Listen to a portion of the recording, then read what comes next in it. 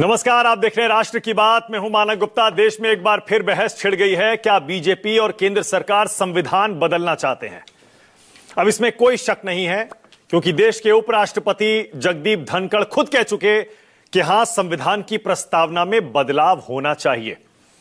आपको पता ही होगा, देश में यह बहस शुरू हुई आरएसएस के सह कार्यवाह दत्तात्रेय होसबोले के बयान से, जब उन्होंने कहा कि संविधान में ये समाजवाद और धर्मनिरपेक्ष शब्द जो जोड़े गए हैं, इनको क्या हटाना चाहिए, इस पर बहस होनी चाहिए।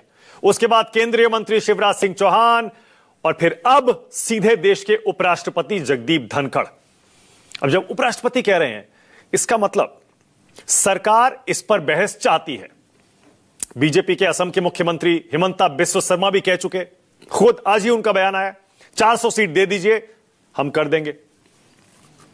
संविधान में, बल्कि उसकी आत्मा में, प्रस्तावना में यह बदलाव सरकार बीजेपी क्यों करना चाहते हैं? और 42वें संशोधन के जरिए आपातकाल के दौरान ये दो शब्द इंदिरा गांधी की सरकार ने क्यों जोड़े थे? इनकी जरूरत क्या थी? राष्ट्र की बात में आज विस्तार से इस पर बहस करेंगे। जल्दी से पहले आपको यह बता दूं, जगदीप धनखड़ ने आज क्या कहा। धनखड़ साहब आज कहते हैं, प्रस्तावना में जो शब्द बाद में जोड़े गए वो नासूर हैं, उस चीज को बदलते हैं जो बदलनी नहीं चाहिए। संविधान की प्रस्तावना बदली नहीं जानी चाहिए। देश में आपातकाल लगा हो और बदलाव किया। आपातकाल में प्रस्तावना को तोड़ा मरोड़ा गया, सम्मान की जगह इसको ध्वस्त किया गया था। किसी देश ने दुनिया में, जगदीप धनखड़ कहते हैं, किसी देश ने दुनिया में अपनी प्रस्तावना में बदलाव नहीं किया है। आपातकाल में प्रस्तावना में बदलाव गंभीर कार्य है, नहीं होना चाहिए था। बहुत ही मर्यादाहीन तरीके से इस प्रस्तावना को बदल दिया गया था। अब जब उपराष्ट्रपति कह रहे हैं, इसका मतलब सरकार में भी कहीं ना कहीं विचार जरूर चल रहा है। राहुल गांधी कल से ही बीजेपी पर, केंद्र सरकार पर, संघ पर हमलावर हैं। राहुल गांधी ट्विटर पर लिखते हैं, आरएसएस का नकाब फिर से उतर गया। आरएसएस को संविधान चुभता है। यह समानता, धर्मनिरपेक्षता, न्याय की सिर्फ बातें करते हैं। आरएसएस बीजेपी को संविधान नहीं, मनुस्मृति चाहिए। ये बहुजनों और गरीबों से अधिकार छीनना चाहते हैं, उन्हें दोबारा से गुलाम बनाना चाहते हैं। संविधान का हथियार छीनना इनका असली एजेंडा है। आरएसएस ये सपना देखना बंद करे, हम इसे कभी भी सफल नहीं होने देंगे। हर देशभक्त आखिरी दम तक संविधान की रक्षा करेगा, ये राहुल गांधी कह रहे हैं। संघ प्रमुख मोहन भागवत का भी एक बयान आज वायरल है। हिंदू राष्ट्र तो हमेशा से संघ प्रमुख इस देश को बताते आए ही हैं। आज उनका जो बयान वायरल है वो कहते हैं, हिंदू समाज को स्नेह सूत्र में बांधना संघ का लक्ष्य है। राष्ट्रीय स्वयंसेवक संघ का मूल विचार अपनापन है। आरएसएस एक शब्द में खुद अपनापन है और संघ हिंदुओं को संगठित करता है। तो हिंदू राष्ट्र और धर्मनिरपेक्ष, आप समझ ही रहे होंगे कि धर्मनिरपेक्ष शब्द से संघ को आपत्ति क्या है। थोड़ा आगे चलें, उससे पहले आपको सुनवा देता हूं आज धनखड़ जी क्या बोले और अखिलेश यादव ने आज कैसे संभाला मोर्चा। सुनिए। First we change something which is not changeable, alterable. Something that emanates from we the people. And then you change it during emergency. Where we the people were bleeding in heart, in soul. They were in darkness. No country's preamble has undergone change except Bharat. जो लोग आरक्षण के विरोधी हैं, जो लोग संविधान के विरोधी हैं, वो सीधे ये न कह करके वो सेकुलर और सोशलिज्म के खिलाफ बोलते हैं। तमाम वो लोग जो आरक्षण के खिलाफ हैं, संविधान के खिलाफ हैं, भाईचारे के खिलाफ हैं, वो सीधा ना बोल करके जानबूझ करके सेकुलर और सोशलिस्ट के खिलाफ अपना समय समय पर विचार रखते हैं। अब थोड़ा आसान शब्दों में आपको बताने की, समझाने की कोशिश करता हूं, ये प्रस्तावना है क्या और ये जो शब्द हैं जिन पर बहस छिड़ी है, ये क्या है। प्रस्तावना यानी प्रीएम्बल, आप गूगल करेंगे, हिंदी में उसका अर्थ समझेंगे तो उसे आप भूमिका, इंट्रोडक्शन, परिचय, कुछ भी कह सकते हैं। यानी हमारे कॉन्स्टिट्यूशन का, संविधान का इंट्रोडक्शन, परिचय प्रस्तावना है। अब हमारी प्रस्तावना को संविधान की प्रस्तावना को उसकी आत्मा भी कहा जाता है, क्योंकि उसका परिचय है। ये परिचय यही बताता है कि किताब में है क्या। प्रस्तावना में संविधान की भावना और उद्देश्य साफ साफ लिखे हुए हैं। संविधान का स्रोत लिखा है। उसमें यह भी बताया गया है कम शब्दों में, क्योंकि इंट्रोडक्शन है, कि आखिर हमारा देश है क्या, उसकी प्रकृति क्या है, स्वभाव उसका क्या है। फिर संविधान का जो मूल दर्शन है और लक्ष्य है संविधान का, वो भी इस प्रस्तावना में कम शब्दों में बताया गया है। मतलब जो संविधान के अंदर लिखा है, एक तरह से कम शब्दों में उसे प्रस्तावना में बताने की कोशिश की गई, इंट्रोडक्शन की तरह। तो यह हुआ प्रियम्बल यानी प्रस्तावना। अब इसका महत्व क्या है? इसका महत्व यह है, एक तो इसे संविधान के मूल ढांचे का हिस्सा माना गया है, बुनियादी ढांचा, और संविधान का लक्ष्य और उद्देश्य यह प्रस्तावना बताती है। फिर देश के लिए, सरकार के लिए, संविधान के सारे अंगों के लिए, उसमें शामिल सब लोगों का यह मार्गदर्शन करती है और नागरिकों की स्वतंत्रता और अधिकार सुनिश्चित करती है। यह प्रस्तावना की बात हुई। अब जरा वो 5 शब्द देख लीजिए जो अहम शब्द हैं और इन्हीं पर देश में बहस छिड़ी है। ये शब्द हैं संप्रभु, समाजवादी, धर्मनिरपेक्ष, लोकतांत्रिक, गणराज्य। आज अगर आप प्रस्तावना पढ़ेंगे तो ऐसी दिखाई देगी। उसमें ये 5 शब्द आपको शुरुआत में मिलेंगे: संप्रभु, समाजवादी, धर्मनिरपेक्ष, लोकतांत्रिक, गणराज्य। लेकिन यह बदलाव 1976 में जो किए गए थे इमरजेंसी के दौरान, उसके बाद ये 5 शब्द आए हैं। पहले क्या थे ये देखिए। 1976 से पहले संप्रभु, लोकतांत्रिक, गणराज्य प्रस्तावना में लिखा हुआ था, और बदलाव के बाद 42वें संशोधन के बाद क्या हो गया? संप्रभु, समाजवादी, धर्मनिरपेक्ष, लोकतांत्रिक, गणराज्य। तो यह बदलाव किया गया इमरजेंसी के दौरान, जिस पर बीजेपी को, संघ को हमेशा से आपत्ति रही है। और एक और चीज आपको प्रस्तावना के बारे में बता देता हूं। प्रस्तावना में एक और बहुत अहम बात लिखी हुई है, और वो है हम भारत के लोग। यानी संविधान जो बनाया गया है भारत के लोगों द्वारा बनाया गया है, भारत के लोगों के लिए ही बनाया गया है, उन्हीं को समर्पित है। यह मूल भावना है। तो चलिए डिबेट शुरू करते हैं राष्ट्र की बात में। अब आज का सवाल आपकी स्क्रीन पर। आज का मेरा पहला सवाल: संविधान क्यों बदलना चाहती है सरकार? और दूसरा, धर्मनिरपेक्ष नहीं तो क्या है हिंदुस्तान? और यह समाजवादी शब्द से आपत्ति संघ को, बीजेपी को क्या है? राष्ट्र की बात में आज बीजेपी से सरदार आरपी सिंह मेरे साथ हैं, कांग्रेस से प्रियंका गुप्ता हैं, राकेश सिन्हा मेरे साथ जुड़ेंगे, पूर्व राज्यसभा सदस्य हैं, संघ के विचारक हैं, मेरे साथ आशुतोष जुड़ रहे हैं, और मेरे साथ यशवंत देशमुख भी हैं, आज सी वोटर के फाउंडर हैं। दरअसल याद करिए, संविधान का यह मसला वही मसला है जिस पर लोकसभा चुनाव से 2-3-4 महीने पहले बहस शुरू हुई, और उसके बाद नतीजों में बीजेपी को नुकसान उठाना पड़ा। आज भी सारे विश्लेषक यही मानते हैं, संविधान की बहस ने ही बीजेपी से वो 60 सीटें छीन ली। एक बार फिर से ये बहस छिड़ रही है, बल्कि खुद बीजेपी ने छेड़ी है। इसीलिए हमें समझ नहीं आ रहा। यशवंत, आप ही शुरू करिए। यशवंत, संविधान पर यह बहस बैकफायर कर चुकी है बीजेपी के लिए। एक बार फिर से ये दत्तात्रेय होस बोले, शिवराज सिंह चौहान, जगदीप धनखड़ और हिमंता बिस्वा शर्मा क्यों कर छिड़वा रहे हैं ये बहस? यशवंत, बहस तो देखिए छिड़वाने का काम ही होता है नेताओं का। छिड़नी भी चाहिए, बहस होनी भी चाहिए। मुझे लगता है कि शायद आपातकाल की 50 साल जो हुए उसी के विषय के आसपास रखते हुए मेरे ख्याल से डिबेट दोबारा छेड़ी गई है। और इस डिबेट को करने में, सोचने में मजा तो आता है, पर समझने में भी आता है कि भाई क्या जब तक आपातकाल में पहली बात की ये शब्द जब जोड़े गए तो क्या ये जनता की मर्जी थी या आपातकाल के कारण जोड़े गए? मतलब उस समय कोई देश में लोकतंत्र तो था नहीं, तो कैसे जोड़े गए? दूसरा, क्या ये जोड़े जाने के पहले भारत धर्मनिरपेक्ष नहीं था मानक? जब हम आजाद हुए, आजादी से लेकर 1976 तक क्या हम धर्मनिरपेक्ष नहीं थे? तो किन चीजों को मतलब रखा जाना चाहिए, किनको नहीं रखा जाना चाहिए, जोड़ने का क्या औचित्य या मंतव्य होना चाहिए, हटाने क्या मंतव्य होना चाहिए? क्या ये हटा दिए जाएंगे तो हम ना धर्मनिरपेक्ष नहीं रहेंगे? समाजवाद जिस शब्द से बीजेपी को एलर्जी है, इतनी सारी जो स्कीम्स बीजेपी सरकार की चल रही है दरअसल विशुद्ध रूप से समाजवादी स्कीम है, तो क्या वो समाजवाद नहीं चला रही है? तो ये भी एक प्रश्न उठेगा मानक।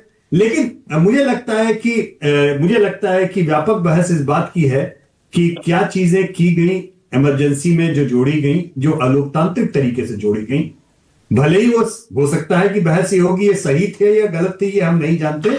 सही है तो दोबारा जोड़ा जाना चाहिए, या गलत है तो उसी समय क्यों नहीं हटाया गया जब 77 में सरकार बनी जनता पार्टी की। जो भी इमरजेंसी में किया गया वो 77 में ठीक किया जा सकता था कि यह लोकतांत्रिक है, हटाना चाहिए था, नहीं हटाया गया। तो ये तमाम बहस है, बहस होनी चाहिए मानक। बहस तो इसलिए भी होनी चाहिए क्योंकि कम से कम इतिहास, भूगोल, ये सब चीजें लोगों को बीच में स्मरण वापस होते रहना चाहिए। हाँ नहीं यशवंत, लेकिन मुझे बताइए ना, क्योंकि आपने तो लोकसभा चुनाव 2024 बहुत करीब से स्टडी किए, उनका डेटा रिजल्ट्स का भी करीब से स्टडी किया, उसके बाद भी आपने कई सर्वे ट्रैकर किए। संविधान पर जो बहस छोड़ी उससे बीजेपी को नुकसान हुआ था ना लोकसभा चुनाव में, 240 पर जो आई, निस्संदेह नुकसान हुआ था। बड़ी तादाद में खासतौर पे दलित वर्ग के मतदाताओं को एकदम से ये लगा था ये संविधान बदलने और आरक्षण समाप्त करने की बातचीत हुई। हाँ। मुख्य रूप से इसी बात का नुकसान हुआ था। संविधान बदलने और आरक्षण समाप्त करने की बात का ये जो नैरेटिव चला था या जो इसका कैंपेन चला था उसका बीजेपी को खामियाजा उठा। तो फिर इस बार फिर से क्यों फुल टॉस दे रहे हैं ये सब नेता बीजेपी के ऑपोजिशन को? अब ये बड़ा इंटरेस्टिंग सवाल है कि इससे गेन क्या होने वाला है। क्या संविधान बदलने वाला मामला केवल जो आरक्षण तक था वो आरक्षण वाला मामला खत्म हो गया? बात केवल दो ही शब्दों के ऊपर हो रही है, पहला शब्द समाजवाद और दूसरा शब्द जो है वो धर्मनिरपेक्षता। अब इन दो शब्दों के ऊपर तो विपक्ष और बीजेपी की तनातनी होगी, आइडियोलॉजिकल पोजीशनिंग पे भी होगी, और जो एम है जिस तरीके से कि इस तरीके का नैरेटिव होना चाहिए उसके ऊपर भी होगी। धर्मनिरपेक्ष पर बहस होती ना सिर्फ यशवंत, तो समझ में आता, हिंदू मुस्लिम का एंगल हो जाता, लेकिन समाजवादी शब्द पर भी बहस है और सबको पता है समाजवादी शब्द ऑपोजिशन सीधे आरक्षण से जोड़ देगा। बिल्कुल मजे की बात यह है कि समाजवादियों से उनकी लड़ाई है बिहार में और उत्तर प्रदेश में जहां चुनाव होंगे अगले 1.5 साल में। मुख्य रूप से समाजवाद से लड़ाई, समाजवादियों से लड़ाई है। समाजवाद से लड़ाई नहीं है भाजपा की लड़ाई समाजवादियों से। भाजपा समाजवाद को तो अपना चुकी है, डकार ले चुकी है, खा पी के डकार ले चुकी है।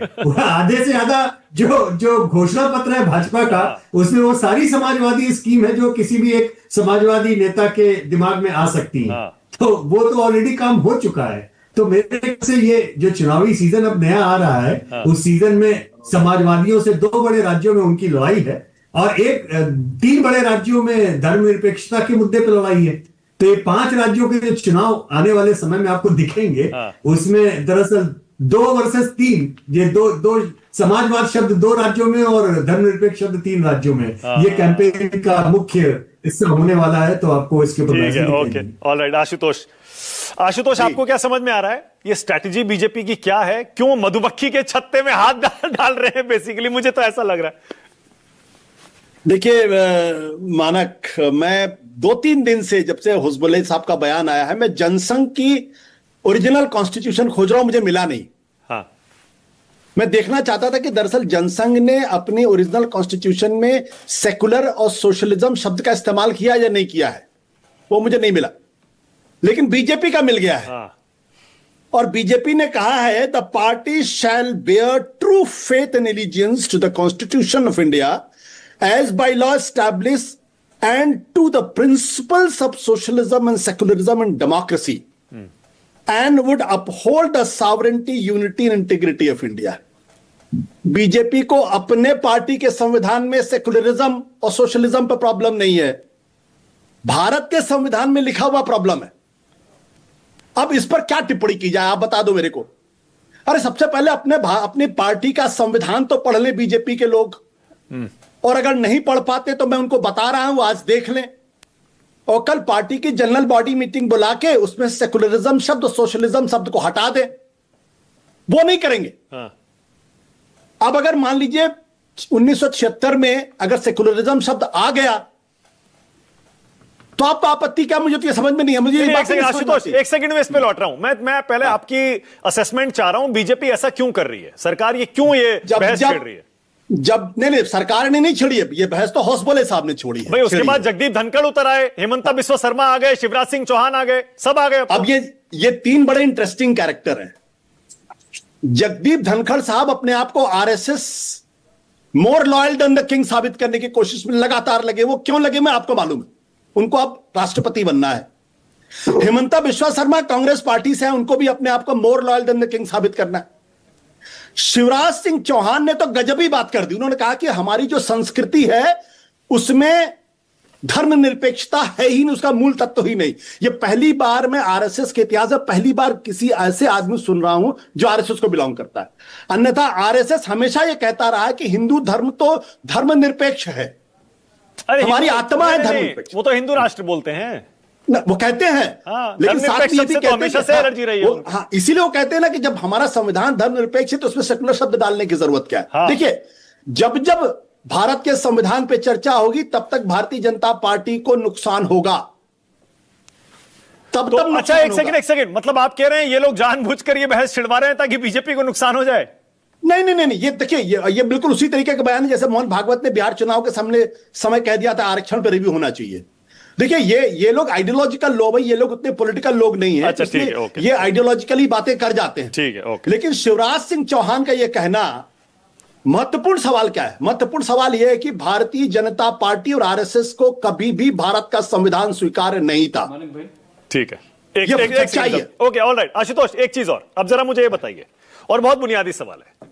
बाबा साहब अंबेडकर के संविधान की हम दुहाई देते हैं ना, मूल संविधान 1949 में अपनाया गया, संविधान सभा में इतनी बहस हुई लंबी चौड़ी, अंबेडकर साहब ने, बाबा साहब ने बनाया है, सोच समझकर ही बनाया होगा, तो 1976 में बदलाव करने की क्या जरूरत थी भाई? बिल्कुल, आपकी बात बिल्कुल सही है।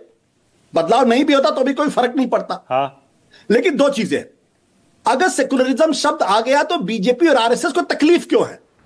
भाई एक चीज रीइंफोर्स की जा रही ना, यही तो है। उसमें यह तो नहीं लिखा हुआ है कि सावरिन कम्युनल, ये तो नहीं, कम्युनल शब्द तो नहीं लिखा हुआ है ना, सेकुलर ही तो लिखा गया है। नहीं, एक मिनट, मैं आपको पीछे ले जा रहा हूं आशुतोष। ये मैं ठीक है, देखिए, नहीं, ये लॉजिक तो मैं- हो गया, ठीक है, बिल्कुल सही है। बीजेपी को आपत्ति क्या है, संघ को आपत्ति क्या है? लेकिन बाबा साहब ने और उन सारे विद्वानों ने जो संविधान सभा में बहस की इतने साल, और उसके बाद संविधान को पास किया, 1976 तक ये संविधान चला, उन सब लोगों ने कुछ सोच समझकर ये प्रस्तावना को अपनाया होगा, बनाया होगा ना? मैं आपकी बात से 100% सहमत हूं। लेकिन बाबा साहब ने जब ये सवाल संविधान सभा में उठा था, बाबा साहब ने क्या कहा था? बाबा साहब ने कहा था कि हमको सेकुलर शब्द डालने की जरूरत इसलिए नहीं है क्योंकि हमारा जो संविधान है उसके जो फंडामेंटल राइट्स में इतने मजबूत हैं कि कोई सेकुलरिज्म से अलग नहीं हो सकता सरकार। लेकिन जब संविधान ऑपरेशनल हुआ तब यह जरूरत महसूस की गई होगी कि इस देश में एक ऐसी सरकार भी आ सकती है जो सेकुलरिज्म में आस्था न रखे, जो क्रिश्चियंस मुसलमानों को टारगेट करे और उनके धर्म को, अपने धर्म को आगे बढ़ाने में और उनको सेकंड ग्रेड सिटीजन बनाने की कोशिश करे। यह बात तो गोलवलकर ने खुद कही है, मुसलमानों को इस देश में हिंदुओं की इच्छा पे रहना पड़ेगा, सेकंड ग्रेड सिटीजन बन के रहना पड़ेगा। ये तो उनकी किताब लिखा हुआ भाई। और क्या के सुदर्शन ने तो 2007 तक आके कहा था स्क्रैप दिस कॉन्स्टिट्यूशन। भारत के संविधान, ये बीजेपी और आरएसएस संविधान विरोधी हैं। अगर आप कहेंगे तो मैं साबित कर दूंगा अभी इंटीग्रल ह्यूमनिज्म वाली किताब निकाल के। ठीक है, ओके, ऑलराइट। अब राकेश सिन्हा, उसके बाद पॉलिटिकल डिबेट शुरू करेंगे। राकेश सिन्हा संघ के विचारक हैं, राज्यसभा सदस्य रहे हैं। राकेश जी आ गए। राकेश जी, मैं आपसे दूसरा सवाल पूछ रहा हूं। मैंने आशुतोष से पूछा डालने की जरूरत क्या थी। अगर ये इतना ही खराब था, इतना ही गैर जरूरी था राकेश जी, तो 1977 में जनता पार्टी की सरकार जब आई तो उसने 42वें संशोधन के बहुत सारे प्रावधानों को हटाया, बदला। भाई ये दो शब्द भी हटा देते, क्यों नहीं हटाए राकेश जी?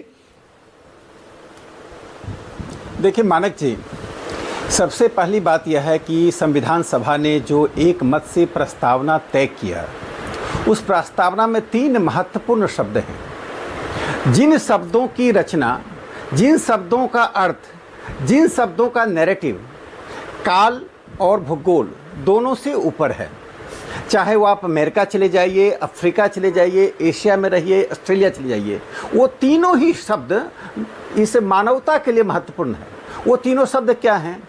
समानता, इक्वलिटी, फ्रेटर्निटी और जस्टिस। जिस राज्य में न्याय की अवधारणा नहीं हो, वह राज्य राज्य नहीं होता है। जिस राज्य में समानता के लिए स्ट्राइव नहीं हो, कोशिश नहीं हो, वह समानता, वह राज्य राज्य नहीं कहा जाएगा। और जिस राज्य में फ्रेटर्निटी, यानी जैसे हमारे दलित भाइयों के साथ अत्याचार होता है, जैसे हमारे कई प्रकार के पिछड़े लोगों के साथ भेदभाव होता रहा है, समाज में होता रहा है, आज भी हो रहा है, तो उस फ्रेटर्निटी को प्राप्त करना यानी सद्भाव और डिग्निटी ऑफ ह्यूमन बीइंग, इन 3 बातों को प्रस्तावना में we the people of India ने रखा है। यह अपरिवर्तित है और इन तीनों के अंतर्गत ये सेकुलरिज्म जो है, ये शब्द उस पर मैं बाद में आऊंगा, ये सेकुलरिज्म और सोशलिज्म, ये सब इसके अंतर्गत आते हैं।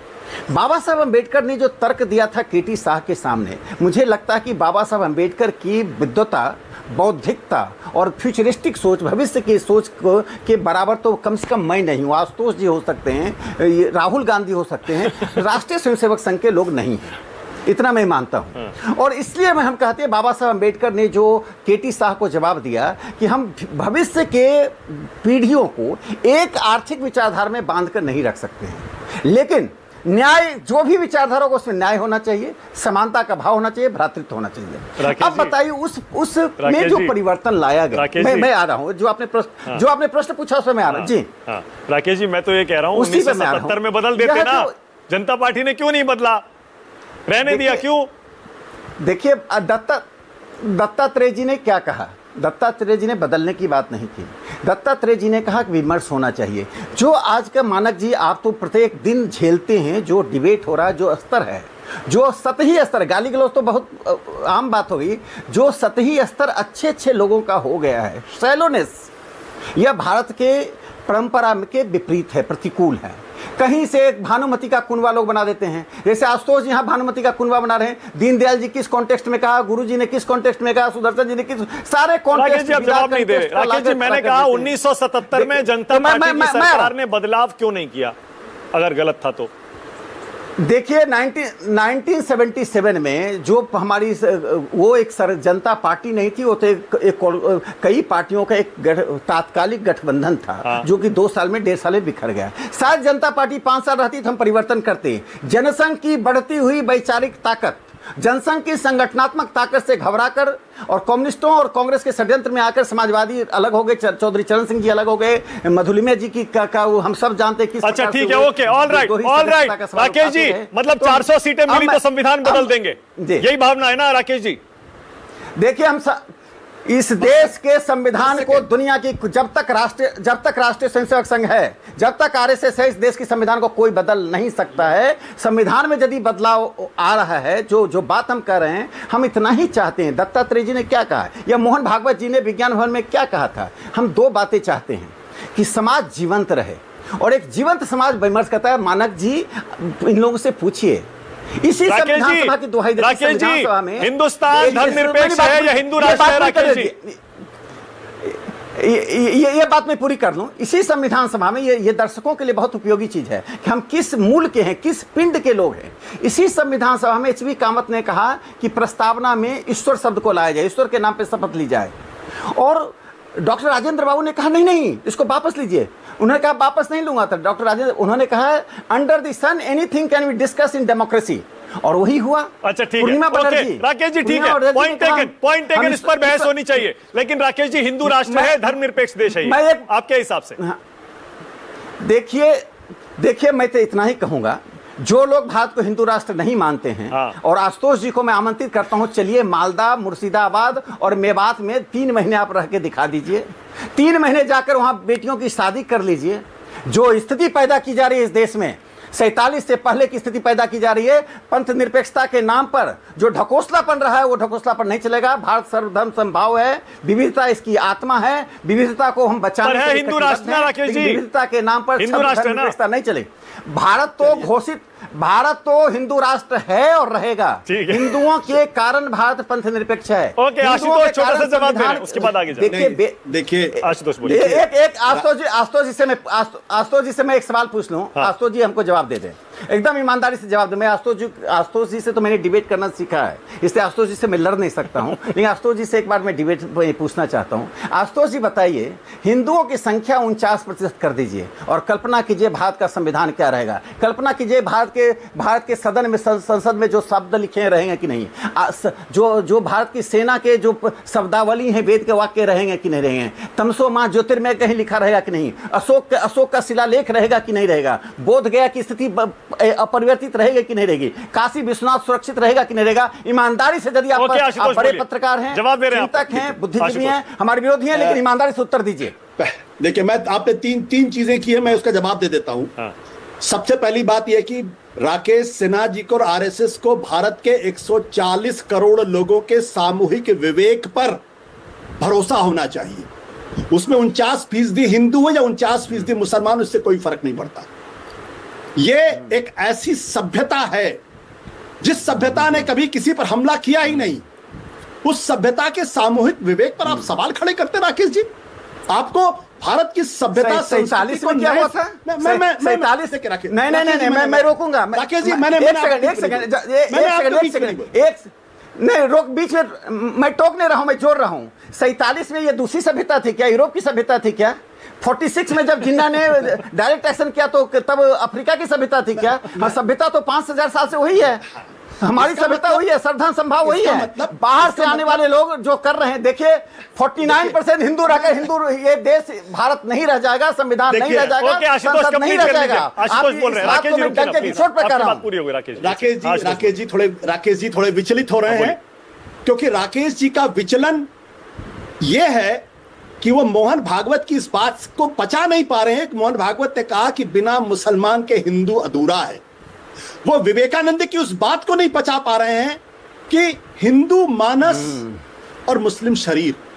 अरे कम से कम मुझे मत मानिए, विवेकानंद और मोहन भागवत की बात को मान लीजिए। मैं तो आरएसएस का नहीं हूं, लेकिन मैं एक चीज कहूंगा आपकी इस प्लेटफॉर्म के माध्यम से, राकेश जी, अगर वाकई हिंदुत्व के प्रति इनका प्रेम है, भारत के संविधान के प्रति इनका सम्मान है, तो गोलवलकर और सुदर्शन जी ने जो भारत के संविधान का अपमान किया, स्क्रैप करने की बात की, आज आपके प्लेटफॉर्म पे उसकी निंदा करके जाए।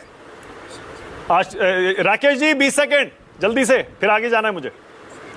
देखिए, इन्होंने परम पूज्य सरसंघचालक मोहन भागवत जी को उद्धृत किया। मोहन भागवत जी ने किस संदर्भ में कहा कि हम सबको साथ लेकर हिंदुत्व को पूर्ण करते हैं, लेकिन मोहन भागवत जी ने सबको कहा कि सर्वधर्म संभाव का शामिल होइए।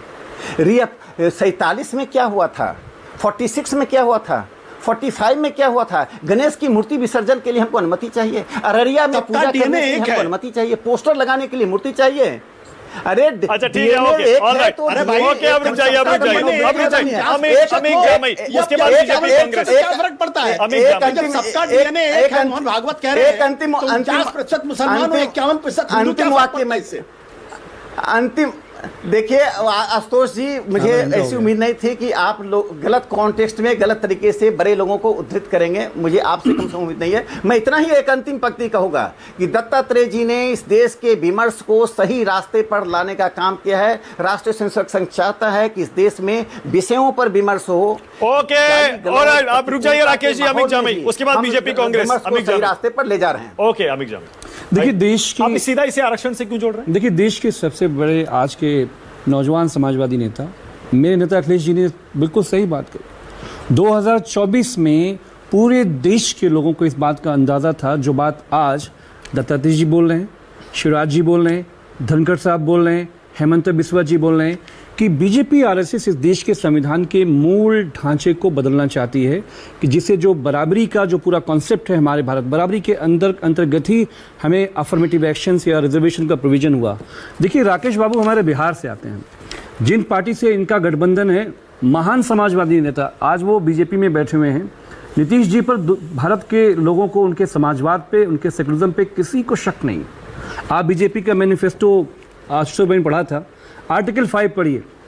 जनाब अली कह रहे हैं डेमोक्रेसी को हम हासिल करेंगे, गांधीयन सोशलिज्म लाएंगे, पॉजिटिव सेकुलरिज्म लाएंगे, दैट इज सर्वधर्म संभाव।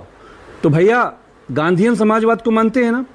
एक काम करिए, अभी तो जेपी नड्डा साहब का के बाद कौन आएगा कौन नहीं आएगा, एक तारीख डेट बता के जाइए कि जिस दिन नया अध्यक्ष बनेगा भारतीय जनता पार्टी अपना मैनिफेस्टो से गांधीयन समाजवाद को उखाड़ फेंकेगी, पॉजिटिव सेकुलरिज्म को उखाड़ फेंकेगी, डेमोक्रेसी को उखाड़ फेंकेगी। आज ये ऐलान कर दीजिए।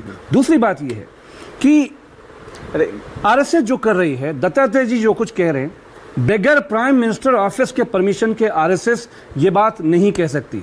कल जब जयशंकर जी से पूछा गया इसी सवाल पे, सोशलिज्म सेकुलरिज्म पे, उन्होंने डिसोन कर दिया, उन्होंने कमेंट करने से मना कर दिया। हम तो चाहते हैं कि दुनिया को बताइए कि नरेंद्र मोदी की क़यादत में ये जो अधिनायकवादी सरकार है, हम दुनिया में 3 तरह की सरकारें हैं ना, थियोक्रेटिक है पाकिस्तान, ऑटोक्रेसी है चाइना, भारत जैसा विशाल मुल्क, अलग धर्म, जाति, संप्रदाय, भाषा, लिंग।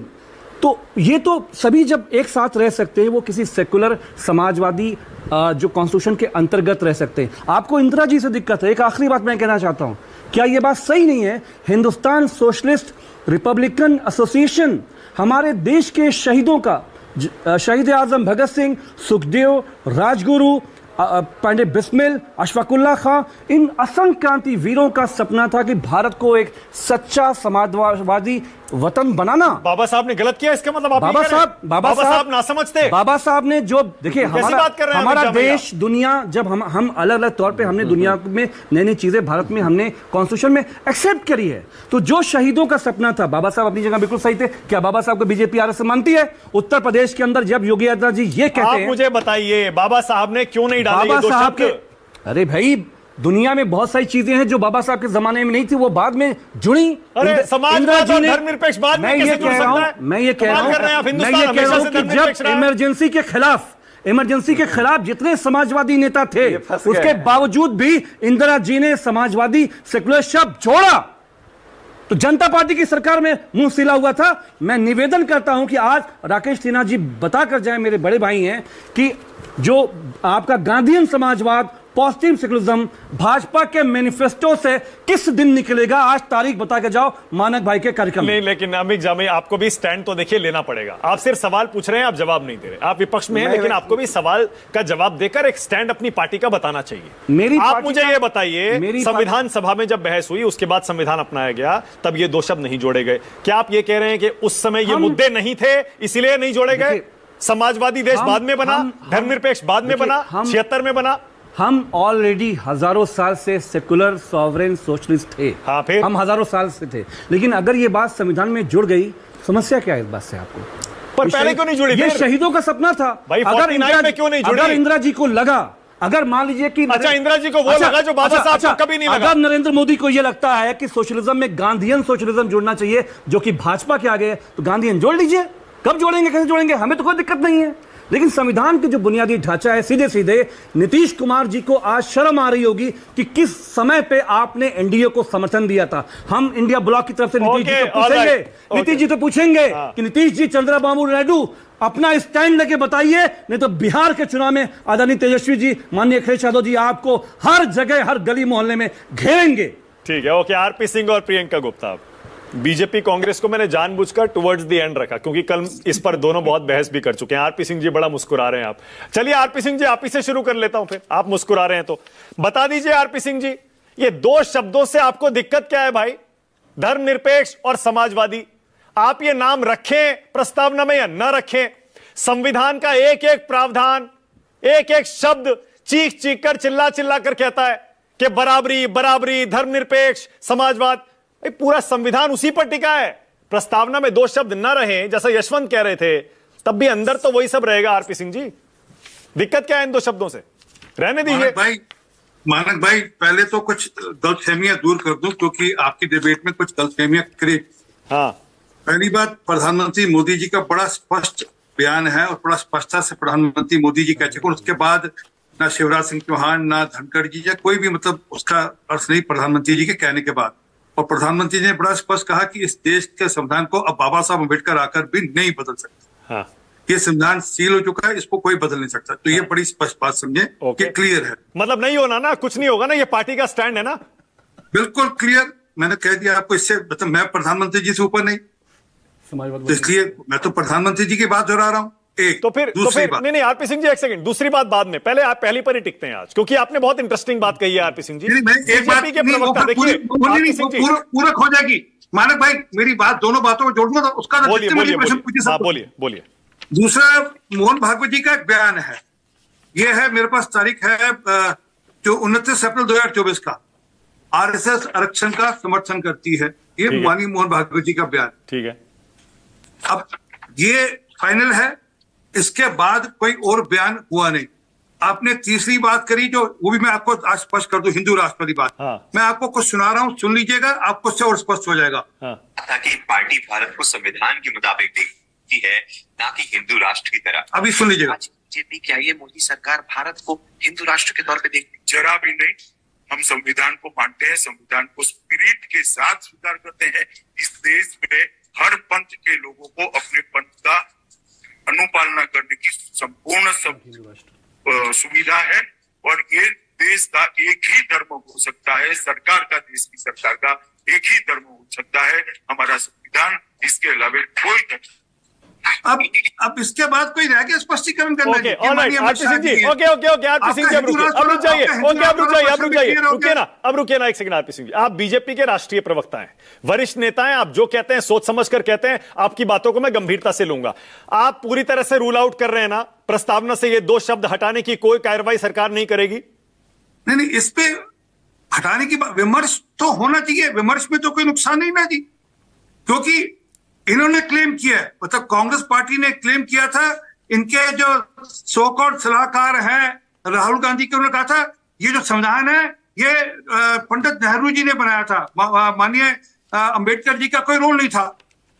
और अगर पंडित नेहरू जी ने बनाया था तो उस समय क्यों नहीं डाल दिया उस समय सब? नहीं, आरपी सिंह जी, नहीं, आपने जवाब नहीं दिया। देखिए, मतलब नहीं बदल रहे ना आप संविधान, प्रस्तावना से ये 2 शब्द नहीं निकालेंगे ना। मैं तो कह रहा हूं कि इस पर कोई स्कोप है नहीं। हाँ, विमर्श होना चाहिए, चर्चा होनी चाहिए, क्योंकि ये मैंने नहीं कहा, ये फिर मैं बयान दिखा रहा हूं, सैम पित्रोदा का बयान है जिसमें छाती ठोक ठोक कर कहा। ठीक है, ओके, मतलब आरपी सिंह जी, आरपी सिंह, मानक भाई आपने सबको सुना, मानक भाई याद आ सके, ये संविधान तो नेहरू जी ने बनाया था, अंबेडकर जी का तो सिर्फ नाम मात्र का रोल था, ये सैम पित्रोदा का बयान है।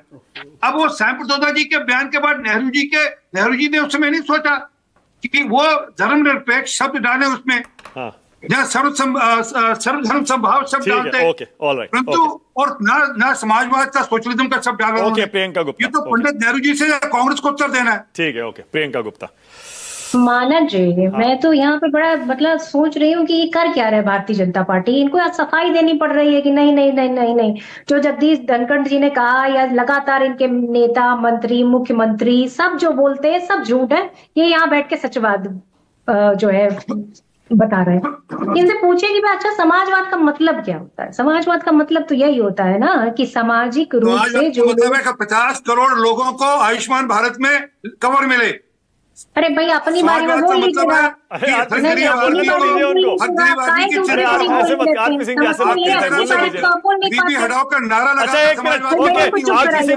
आरपी सिंह जी बराबरी में यकीन करते हैं ना, बराबरी में यकीन करते हैं ना? हाँ, तो फिर बहन को बोलने दीजिए। बोलिए प्रियंका, बोलिए। देखिए मानक जी, जो है सामाजिक संसाधनों का समता पूर्वक जो है वितरण किया जाता है। अब उसमें वितरण कैसे किया जाता है? उसमें वितरण ऐसे किया जाता है कि आप सबका हक देते हैं, आप आरक्षण देते हैं, आप जो है जमींदारी प्रथा का उन्मूलन करते हैं, बैंकों का राष्ट्रीयकरण करते हैं, आप कोटा देते हैं, आप CSR फंड बनाते हैं, जिससे लोगों का विकास होता है, लोगों को सारे हक दिए जाते हैं। अब इसके अगेंस्ट में होता क्या है? अब उसके अगेंस्ट में भारतीय जनता पार्टी क्या करती है? जो समाजवाद है उसके अगेंस्ट में वो पूंजीवाद को लेकर आती है। पूंजीवाद क्या होता है कि अपने एक मित्र को ये पोर्ट दे दो, एयरपोर्ट दे दो, जंगल दे दो, जमीन दे दो, ऑयल दे दो, रिफाइनरी दे दो, सब दे दो। ये वाकई में जो कहते हैं वो करते हैं, ऐसा नहीं है। आप उसको देखिए ना। प्रियंका जी एक सेकंड रुकिए ना। मैं सोच रहा हूँ कि तो आज वाली जो आप बहस कर रही हैं बहुत हम कर चुके, थोड़ा पीछे चलिए आज, और आज मुझे कांग्रेस पार्टी का स्टैंड बताइए। क्यों 1976 में ये 2 शब्द जोड़े गए जब बाबा साहब ने मूल संविधान में ये 2 शब्द प्रस्तावना में नहीं डाले थे? बताइए। देखिए, बाबा साहब ने संविधान में नहीं डाला, ये तो मानना ही नहीं चाहिए। मैं तो समझती हूँ कि जिस तरीके से आर्टिकल 15 जो समानता की बात करता है, 39, 43, 44, 40, 41 सब समानता की तो बात करता है कि जितने भी संसाधन है सब पे समान रूप से सबका हक होना चाहिए। आप पूंजीवादी व्यवस्था को अगर लागू करेंगे तो आप क्या करेंगे? आप जो हो रहा है इस देश में वो करेंगे। 1% लोगों के पास 57% भारतीय जनता पार्टी प्रियंका रुकिए ना प्लीज। मैं कह रहा हूं 25 में बाद में आएंगे, अभी जरा 76 में थोड़ा सा रहते हैं क्योंकि दर्शक भी सुनना चाहता है। आपने कहा कि हाँ संविधान के बहुत सारे आर्टिकल्स हैं वो बराबरी की बात करते हैं, इसीलिए आप ये कहना चाह रही हैं वो 2 शब्द डालना जरूरी था, यही कह रही है ना आप? प्रस्तावना में डालना जरूरी था। ओके, तो हाँ, तो पहले क्यों नहीं डाला गया था? बाबा साहब ने क्यों नहीं डाला? क्या वो भूल गए या समझ नहीं पाए? क्या हुआ था वो उसमें? देखिए, मुझे लगता है कि भूलना और समझना तो था ही नहीं। जब उन्होंने पूरी तरीके से सब कुछ मेंशन किया हुआ है तब उसमें क्या बदलाव की जरूरत है? पर हाँ, ये बताना जरूरी है इन लोगों को कि भैया आप बदल नहीं सकते कोई चीजों को, जो इसमें मेंशन की गई है वही आपको मानना पड़ेगा।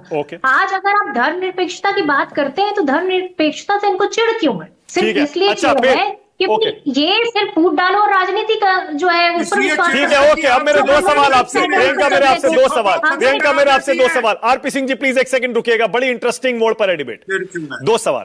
पहला सवाल प्रियंका, पहला सवाल प्रियंका, आपने कहा बराबरी। प्रियंका रुकिए ना प्रियंका जी प्लीज, देखिए बड़ा इंटरेस्टिंग डिबेट चल रहा है। आपने कहा बराबरी, संविधान में बराबरी, तो मनमोहन सिंह जी ने क्यों कहा था कि संविधान पर पहला हक जो है वो अल्पसंख्यकों का होना चाहिए? अरे भाई, पूरा वाक्य उनका पढ़ा नहीं आपने। अल्पसंख्यक तो उन्होंने बाद में कहा था। उन्होंने तो कहा था कि समतामूलक सब सारे जितने संसाधन है सबका समान रूप से हक है। उन्होंने तो सब कुछ मेंशन किया था। आप सिर्फ एक नीचे की लाइन पकड़ के उसको अगर चलाएंगे तो मानव जी आपके ऊपर तो शोभा नहीं देता। आप तो कम से कम बायस ना होइए। उसके बाद एक और वीडियो भी आया था उनका, देखिए वो जो उनके 2 वीडियो, मनमोहन सिंह जी के 2 वीडियो हैं, 2 वीडियो हैं उनके, उन्होंने 2 बार ये बात कही। मानव जी, अरे भाई गलत बात है मानव जी।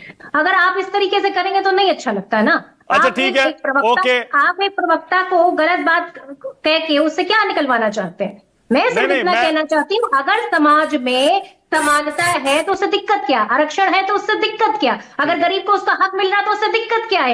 इनको दिक्कत है इसलिए क्योंकि ये पूंजीवादी को समर्थन करते हैं, इसलिए इनको दिक्कत है क्योंकि ये लोगों में फूट डालना चाहते हैं। एक सवाल धर्म का जहर का बीज बोना चाहते हैं। ये देश की शांति को, देश की सद्भावना को, देश की एकता को खंडित करना चाहते हैं। प्रियंका एक सवाल, ओके एक सवाल, बोल नहीं पा रहे हैं। एक सवाल, रुकिए ना, क्या मकसद है आपका?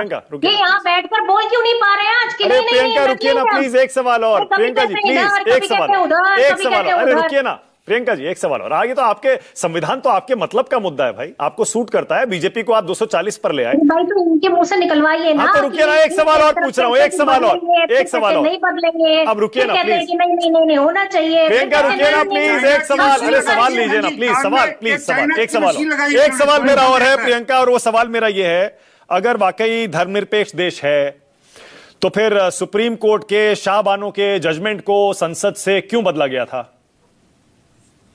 देखिए, मैं समझती हूँ कि जिस तरीके से उस समय उनको जो लगा सही उन्होंने किया, पर उसके बाद उन्होंने खामियाजा भी भुगता उस चीज का, क्योंकि हमें लगता है कि धर्म के आधार पर किसी को भी न्याय देने का कोई हक नहीं है। पर हाँ, देश संविधान से चलता है और संविधान से ही चलना चाहिए।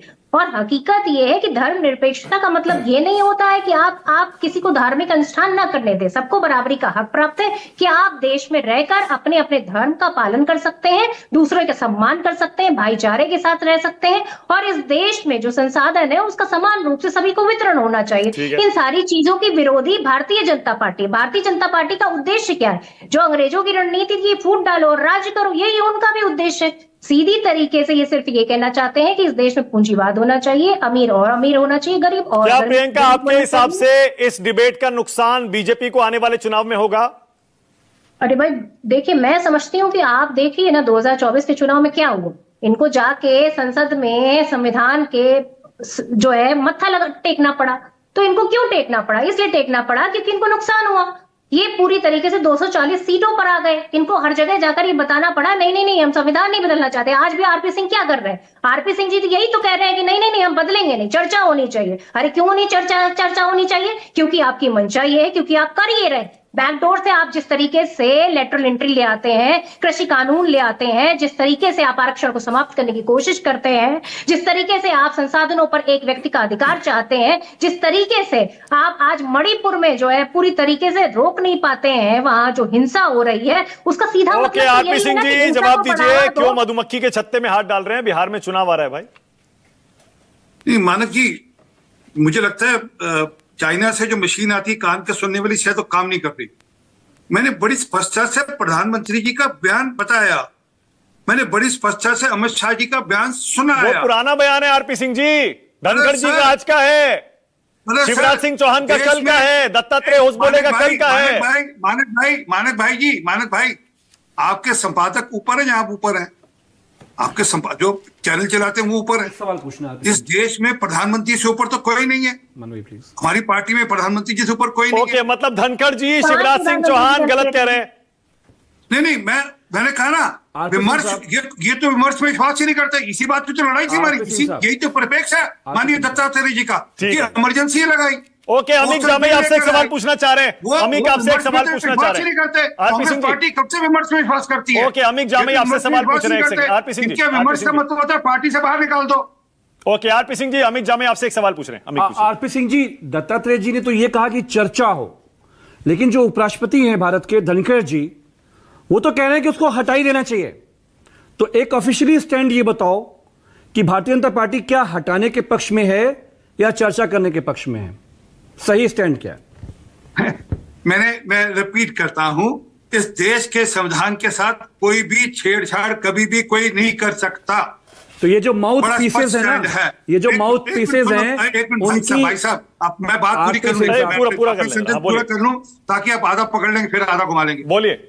और ये मैं नहीं कह रहा, देश के प्रधानमंत्री जी ने बड़ा स्पष्टता के साथ कहा है, अमित शाह जी का भी मैंने बयान सुना दिया, उसके बाद इस पे कोई विषय रह नहीं जाता। और जहां तक रिजर्वेशन की बात है, वो भी बड़ी स्पष्टता से कहते हैं इस देश की रिजर्वेशन में भी कोई छेड़छाड़ नहीं कर सकता। ये माननीय मोरभागी जी का। ओके, आशुतोष कुछ कहना चाह रहे हैं, यशवंत को भी स्क्रीन पर लाइए जरा। आशुतोष बोलिए।